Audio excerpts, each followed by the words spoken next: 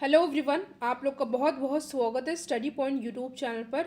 I welcome you all to study point. और आज के इस पर्टिकुलर वीडियो सेशन में हम लोग डिस्कस करने वाले हैं जीके जीएस से रिलेटेड टॉप 20 क्वेश्चन जो कि आपके एग्जाम के लिए इंपॉर्टेंट है।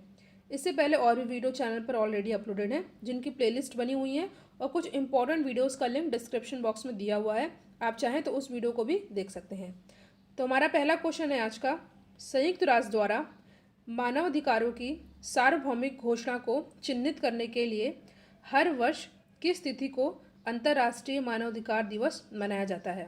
तो इस क्वेश्चन का करेक्ट आंसर हो जाएगा 10 दिसंबर।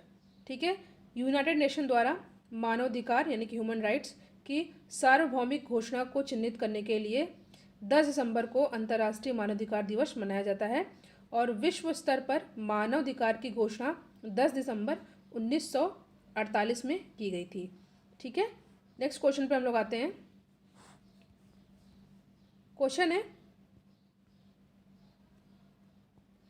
निम्नलिखित में से प्रायद्वीपीय भारत की सबसे बड़ी नदी कौन सी है? Which among the following is the largest river of peninsular India? Mahanadi, Godavari, Krishna, Kaveri. तो इस क्वेश्चन का करेक्ट आंसर हो जाएगा ऑप्शन नंबर बी, गोदावरी। ठीक है, गोदावरी जो है प्रायद्वीपीय भारत की सबसे लंबी नदी है। इसका डिस्टेंस आप लोग याद कर लीजिए, 1465 किलोमीटर। ठीक है, और ये नदी जो है महाराष्ट्र में नासिक के त्र्यंबकेश्वर से निकलती है और दक्षिण मध्य भारत को पार कर दक्षिण पूर्व की ओर बहती हुई बंगाल की खाड़ी में मिल जाती है, बे ऑफ बंगाल। ठीक है, ईस्ट फ्लोइंग रिवर है ये। नेक्स्ट क्वेश्चन पे हम लोग आते हैं। क्वेश्चन है आपके सामने, निम्नलिखित में से दक्षिणी अमेरिकी राष्ट्रों में से किसमें दक्षिणी अमेरिकी क्षेत्र का सबसे बड़ा वन क्षेत्र है? देखिए, नॉर्थ अमेरिका कॉन्टिनेंट है, साउथ अमेरिका कॉन्टिनेंट है। इसमें पूछा गया है which of the following nation of south America has the largest forest area in the south American region? तो यहाँ पे हमारा सही आंसर रहेगा ब्राज़ील। ठीक है, Brazil is the correct answer. Brazil की कैपिटल आप लोग याद कर लीजिए, यह है ब्रासीलिया। ठीक है, साउथ अमेरिका कॉन्टिनेंट की बात हो रही है। तो हम लोग नेक्स्ट क्वेश्चन पर आते हैं। क्वेश्चन है, एशिया में तीसरा सबसे अधिक आबादी वाला देश कौन सा है? Which of the following is the third most populated country in Asia? ठीक है, आपको पता है एशिया सबसे बड़ा कॉन्टिनेंट है, तो यहाँ पे पूछा है कि जो है मोस्ट पॉपुलेटेड कंट्री एशिया की कौन सी है, वो भी कौन सी, तीसरी। ठीक है, तो इराक दिया हुआ है ऑप्शन में, बांग्लादेश, जॉर्डन, इंडोनेशिया। तो यहाँ पे हमारा सही आंसर हो जाएगा इंडोनेशिया। ठीक है, एशिया में सर्वाधिक आबादी वाला देश चीन है, उसके बाद भारत का नंबर आता है, फिर आता है इंडोनेशिया। ठीक है, इंडोनेशिया में सबसे ज़्यादा मुस्लिम आबादी रहती है। ये भी क्वेश्चन पूछा जाता है तो आपको ये याद कर लेना है।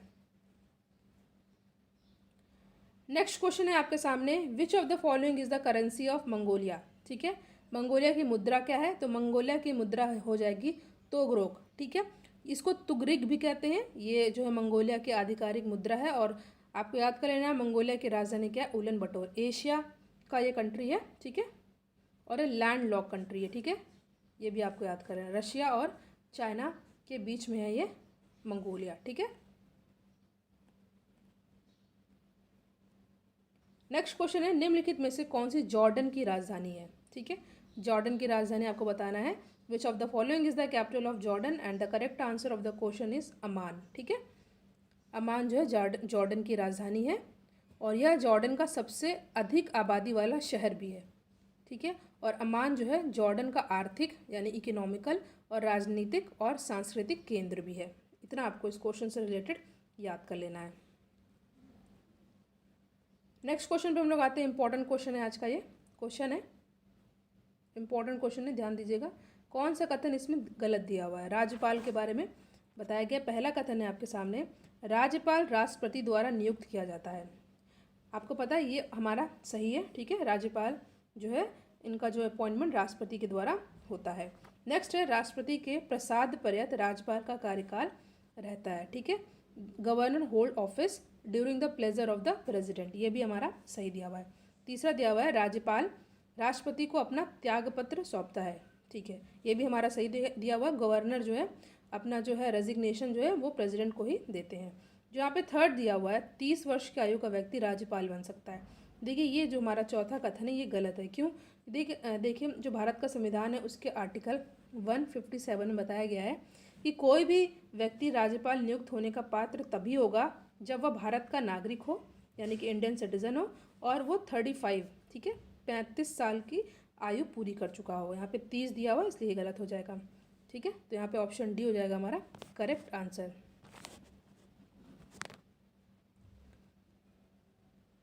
अगला क्वेश्चन है, भारत का पहला साइबर पुलिस स्टेशन कहाँ पर स्थापित किया गया था? India's first cyber police station was setup in the Kochi, new Delhi, Bengaluru या चेन्नई, ठीक है।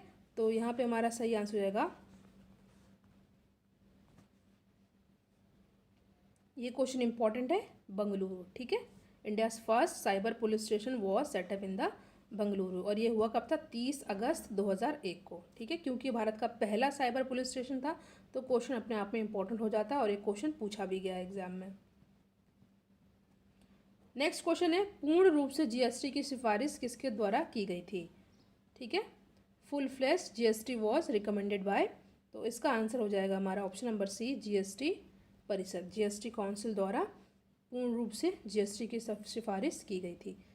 ऑप्शन नंबर सी हो जाएगा हमारा यहाँ पे सही आंसर। अगला प्रश्न है हमारा, rebooting India realising a billion aspiration नामक पुस्तक के लेखक कौन हैं? ठीक है, who is the author of the book title rebooting India realising a billion aspiration? तो यहाँ पे 4 ऑप्शन आपके सामने दिया हुआ है, सत्यार्थ जोशी, नंदन नीलेकड़ी, रतन टाटा या विशाल सिक्का। तो यहाँ पे हमारा सही आंसर हो जाएगा option number B, Nandan Nilekani, ठीक है। Option number B is our correct answer. Next question है, किसने अधिग्रहित चरित्र की विरासत सिद्धांत को प्रतिपादित किया था? ठीक है, who is propounded the inheritance of acquired character? तो यहाँ पे हमारा सही आंसर हो जाएगा जीन बैप्टिस्ट लेमार्क, ठीक है। जीन बैप्टिस्ट लेमार्क ने 1809 में जो है जैव विकास के संबंध में अधिग्रहित चरित्र के विरासत के सिद्धांत को प्रतिपादित किया था, ठीक है। और लेमार्क ने अपनी थ्योरी में कहा, शरीर के वो हिस्से जिनका प्रयोग ज़्यादा होता है धीरे धीरे ज़्यादा विकसित होते हैं और यह सिलसिला पीढ़ी दर पीढ़ी चलता रहता है। साथ ही जिन अंगों का प्रयोग नहीं होता है वो धीरे धीरे छोटे होते जाते हैं और कई पीढ़ियों के बाद उन अंगों के केवल निशान ही रह जाते हैं। ये इंपॉर्टेंट फैक्ट आपको याद कर लेना, नाम है जीन बैप्टिस्ट लेमार्क, ठीक है। नेक्स्ट क्वेश्चन है, विश्व हिंदी दिवस कब मनाया जाता है? World Hindi day is celebrated on, तो ये मनाया जाता है कब? 10 जनवरी को, ठीक है, 2006 से, ठीक है, ये हुआ है 2006 से 10 जनवरी का हर दिन विश्व हिंदी दिवस के रूप में मनाया जाता है। और 10 से 12 जनवरी 1975 को नागपुर में पहला विश्व हिंदी सम्मेलन आयोजित किया गया था, जिसका बोध वाक्य क्या था? वसुदैव कुटुंबकम। देखिए, वीडियो आपके लिए हेल्पफुल हो तो वीडियो को लाइक एंड शेयर भी करिएगा। किसी भी प्राकृतिक कच्चे माल, पौधे या जानवर समझ लीजिए, के बिना बनाया गया एक मानव निर्मित फाइबर या कोयले, पानी और हवा से तैयार किया गया था, यह पहला पूर्ण सिंथेटिक फाइबर था। तो ये क्या था? यह था नायलॉन, ठीक है, नायलॉन। इंपॉर्टेंट क्वेश्चन है, which of the following is the man made fibre that was made without using any natural raw material from plant or animal? It was prepared from coal, water and air. It was the first fully synthetic fiber and it was nylon, ठीक है। Next question है, निम्नलिखित विकल्पों में से पुनरुत्पादक बीज उत्पादन पौधे का नाम चुने। गेंदा, ब्रेड मोल्ड, आलू या अदरक? तो यहाँ पे हमारा सही आंसर हो जाएगा ब्रेड मोल्ड, ठीक है। देखिए, स्पोर प्रोड्यूसिंग यानी कि पुनरुत्पादक बीज उत्पादन पौधे कौन होते हैं? ब्रेड मोल्ड है। ये जो है अनुकूल परिस्थितियों में बीजाणु अंकुरित हो जाते हैं और नए जीव में विकसित हो जाते हैं। मांस और फर्न जैसे पादप में भी बीजाणुओं द्वारा होता है, ठीक है। ये आपको याद कर लेना, इंपॉर्टेंट क्वेश्चन है।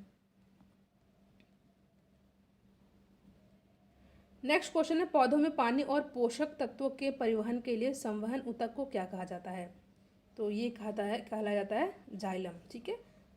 पानी और मिनरल्स के ट्रांसपोर्ट के लिए, पानी और जो न्यूट्रिएंट्स होते हैं उनके ट्रांसपोर्ट के लिए जाइलम का यूज़ होता है, पेड़ पौधे जाइलम का यूज़ करते हैं।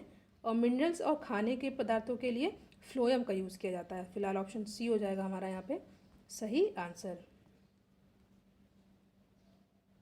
नेक्स्ट क्वेश्चन है, क्वेश्चन पहले हम लोग पढ़ लेते हैं, इसका हिंदी में भी क्वेश्चन दिया हुआ है।